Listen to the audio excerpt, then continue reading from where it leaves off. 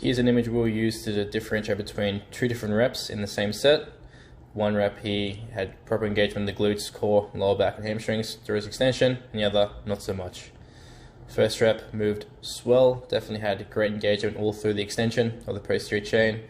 However, in his second rep, he prematurely shoots the knees back, which you'll see just in a second, putting too much strain on the lower back, causing an acute bout of lumbar erector fatigue.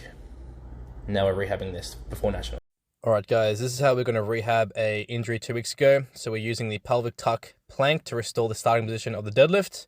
Again, to get the coordination from the hips, lower back and glutes and core working together.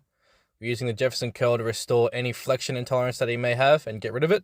A great tool to overload the lower back and just stretch everything out. We then progress to the old west side hyperextensions or reverse hypers. These are a great tool to get the pelvis moving, tractioning the spine and get some tissue tolerance and relief in the lower back.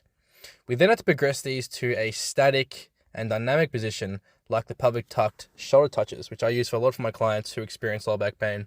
It just coordinates the glutes, the lower back, the abs and the hamstrings to work together rather than individual tissues during especially stability requiring lifts like deadlifts and squats.